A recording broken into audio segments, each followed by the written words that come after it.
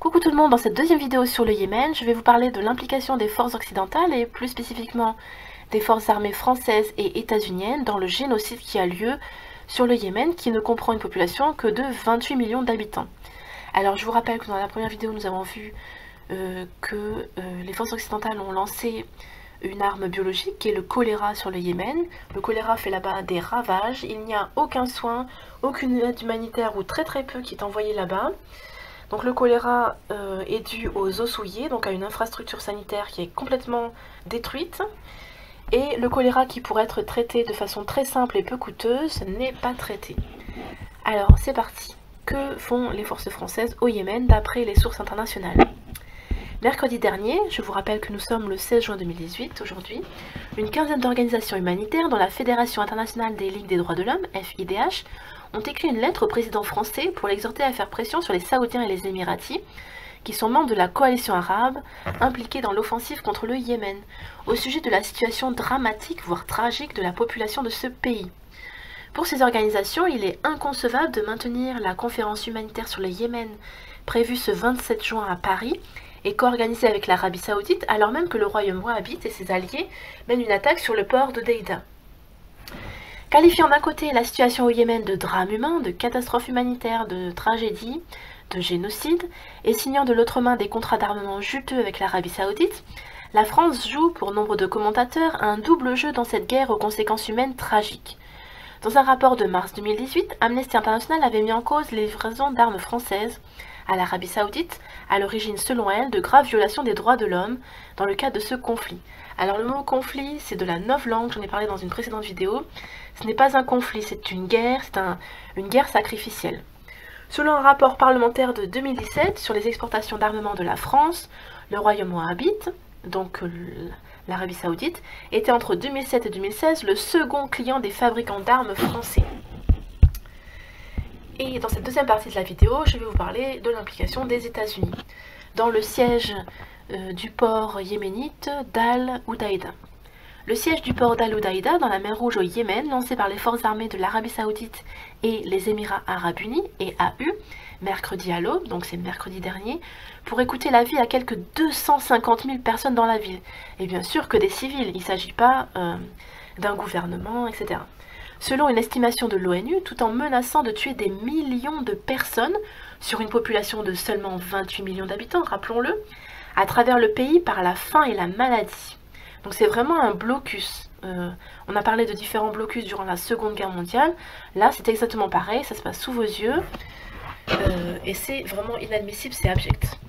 Infliger des souffrances de masse aux civils est l'objectif principal de l'attaque du port d'Al Udaïda, principale source de nourriture, de carburant et de médicaments pour au moins 70% de la population dans un pays qui dépend des importations pour 90% de sa nourriture. Le but est d'affamer le peuple yéménite appauvri jusqu'à ce qu'il se soumette. Alors le peuple yéménite n'est pas appauvri, il est dans une misère totale, il est en train d'être génocidé, il n'y a plus aucune infrastructure humanitaire, plus aucune infrastructure de soins, si ce n'est les organisations internationales, les ONG qui sont sur place et qui se font détruire leurs hôpitaux comme nous allons le voir plus loin. La bataille pour la ville, la zone urbaine la plus peuplée du Yémen, avec une population de 400 à 600 000 personnes, promet d'être la plus sanglante depuis que l'Arabie Saoudite a lancé sa guerre contre la population yéménite en mars 2015, donc ça fait déjà 3 ans que ça dure. Dans le but de renverser les rebelles Houthis et la réinstallation du régime d'Abd Rabbu Mansour Hadi, un régime fantoche de Riyad et de Washington. Donc c'est un petit peu une marionnette qui a été placée là par les élites sionistes. Depuis le début de la guerre, il y a un peu plus de 3 ans, au moins 13 000 personnes ont été tuées, donc ce sont que les chiffres officiels. La grande majorité d'entre elles étant des victimes civiles des frappes aériennes saoudiennes. Donc ce sont des gens qui frappent un petit peu à l'improviste, de façon aléatoire j'ai envie de dire, surtout sur les civils. Le tribut imposé par la coupure de l'approvisionnement en nourriture et en médicaments et la destruction des infrastructures de base infligée par le blocus dirigé par l'Arabie Saoudite et la guerre aérienne, cependant a été bien plus élevé.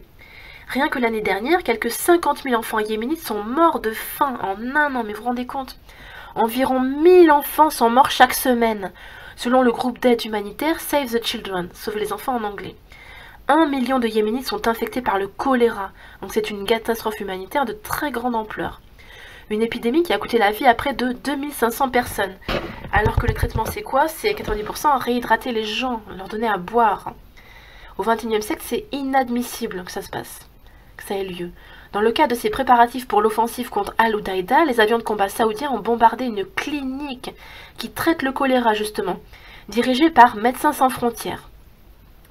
Cette guerre totale contre une population entière, seulement 28 millions d'habitants, semblable à celle menée par le Troisième Reich d'Hitler, il y a 3/4 de siècle, il y a 75 ans, serait impossible sans le soutien ininterrompu, militaire et politique, de l'impérialisme américain depuis ses débuts. Les États-Unis, avec leurs principaux alliés de l'OTAN, l'OTAN qui est partout dans le monde et qui crée que des guerres, le Royaume-Uni, la France, ont fourni les avions, les navires de guerre, les bombes, les missiles et les obus utilisés pour dévaster le Yémen et abattre son peuple. Donc abattre, c'est encore de la novlangue, on cache quelque chose d'horrible par un thème qui est un petit peu passe-partout, donc c'est génocider le peuple, c'est assassiner cruellement un peuple. Au cours de ses 8 années au pouvoir, le président Barack Obama a supervisé 115 milliards de dollars de vente d'armes à la dictature monarchique de Riyad, donc l'Arabie Saoudite. L'administration Trump, qui a cherché à forger un axe anti-Iran avec l'Arabie Saoudite, donc cet axe anti-Iran au Moyen-Orient, c'est vraiment génocider tous les peuples du Moyen-Orient, détruire toutes les infrastructures qui existent, placer des marionnettes au pouvoir et donc réaliser les plans du Grand Israël. Donc dans l'axe avec l'Arabie Saoudite, les autres cheikhs réactionnaires du Golfe et Israël, il a promis, Trump, des accords d'armement avec Riyad qui pourraient potentiellement atteindre 110 milliards de dollars. Le Pentagone a fourni une aide directe et indispensable à l'attaque menée par les Saoudiens, assurant le ravitaillement des avions qui bombardent les civils yéménites, dotant un centre de commandement conjoint à Riyad des officiers du renseignement et de la logistique, donc c'est l'organisation, et les navires de guerre américains renforçant le blocus du pays par l'Arabie Saoudite et les Émirats Arabes Unis. Récemment, les bérets verts américains ont été déployés avec les forces terrestres saoudiennes pour les aider dans leur opération contre le Yémen. Sous la bannière de la guerre contre la terreur, entre guillemets, le Pentagone mène sa propre guerre aérienne au Yémen, effectuant au moins 130 frappes aériennes et par drone au cours de l'année dernière, 4 fois plus qu'en 2016. Donc c'est une frappe tous les 3 jours. L'administration Trump a donné le feu vert au siège actuel d'Al-Udaïda sous la forme d'une déclaration du secrétaire d'État américain, Mike Pompeo, annonçant qu'il avait parlé avec les dirigeants des Émirats Arabes Unis et qu'il avait exprimé clairement notre désir de répondre à leurs préoccupations de sécurité, je cite. Des responsables du Pentagone ont rapporté que les officiers américains aident à sélectionner des cibles dans la ville portuaire. Donc ils ont toujours une vision qui vient des jeux vidéo. Les Américains, ils s'en fichent, ils sont de l'autre côté de leur écran, ils pilotent des drones et ils tuent des gens, ils pensent que c'est un jeu vidéo. Ils ne se rendent pas compte que c'est la réalité, ce sont des vraies personnes. Compte tenu de l'ampleur de la catastrophe au Yémen et du rôle criminel joué par le gouvernement américain, il convient de noter que les médias américains ont largement ignoré le siège d'Al-Udaïda, tout comme les sièges américains qui ont réduit en décombres les villes de Mossoul en Irak et Raqqa en Syrie, en tuant des dizaines de milliers ou d'ailleurs les estimations du nombre de civils tués dans la guerre américaine pour renverser Saddam Hussein en Irak, qui allait de 500 millions à 1 million de civils tués. Le Yémen est emblématique de la situation mondiale 30 ans après la dissolution de l'Union soviétique, qui a déclenché une période de guerre incessante et de violence impérialiste débridée. Les crimes de guerre à l'échelle de ceux commis dans les années 1930 et 1940 sont devenus presque monnaie courante. Les populations civiles peuvent être massacrées. Les réfugiés de la frontière sud des États-Unis jusqu'à la Méditerranée peuvent être traités avec les méthodes de la Gestapo. Tandis que l'armée israélienne peut abattre en toute impunité des manifestants palestiniens non armés et défendus par Washington, et tout cela soulevant à peine un sourcil dans la presse bourgeoise, donc dans la presse occidentale. Une exception au silence des médias a été une paire d'éditoriaux honteux qui sont apparus jeudi dans le New York Times et le Washington Post. Rejetant l'hypocrisie, ils ont tous deux exprimé un certain malaise au sein de l'establishment américain au sujet des événements au Yémen. L'éditorial du Times note que la guerre a entraîné des morts innombrables parmi les civils, dont beaucoup sont attribués aux frappes de bombardement sans discernement par la coalition. Le journal ajoute « Sous le droit international, ces attaques peuvent être qualifiées de crimes de guerre dans lesquels les États-Unis et la Grande-Bretagne, un autre fournisseur d'armes comme la France, sont complices. » Le Washington Post avertit « Les États-Unis, qui fournissent déjà des renseignements, du ravitaillement et des munitions à deux de leurs alliés, seront complices si le résultat est que les responsables humanitaires disent famine, épidémies et autres souffrances humaines dépassant tout ce que le monde a vu depuis des décennies. Donc c'est vraiment l'élite bourgeoise, puisque depuis des décennies, il ne se passe que ça en fait, hein, des génocides à droite à gauche. Que les deux journaux de l'élite dirigeante américaine utilisent le mot complice pour décrire le rôle de Washington au Yémen a une importance indéniable. En termes juridiques, la complicité est une action pour laquelle une personne est tenue pénalement responsable d'avoir aidé et encouragé la perpétration d'un crime.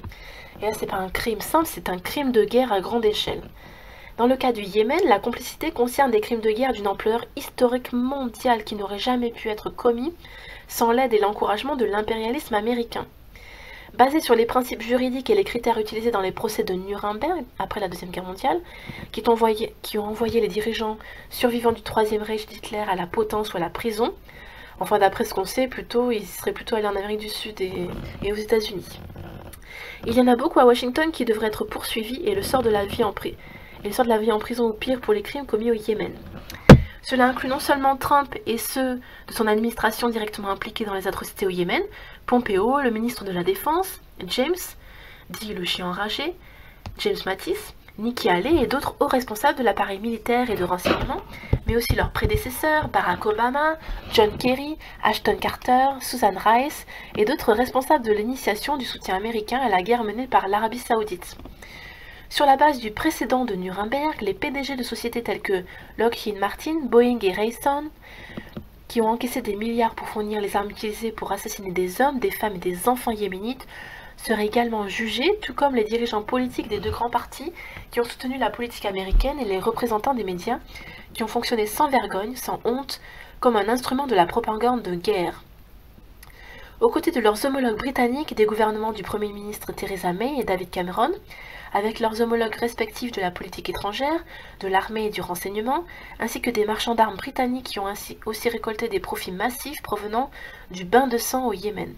Donc là, c'est un petit peu de la novlangue, c'est de la manipulation en bain de sang. Un bain, normalement, c'est quelque chose qui relève de l'hygiène et d'un certain plaisir. Là, il s'agit d'un génocide.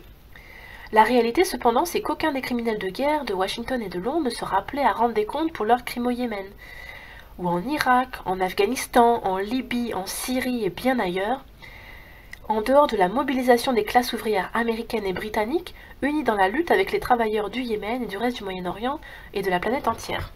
Alors il y a beaucoup plus de potentiel d'union dans le monde anglophone que dans le monde francophone, je le rappelle, ce qui est bien dommage. Voilà, j'espère que ça n'aura pas été trop long.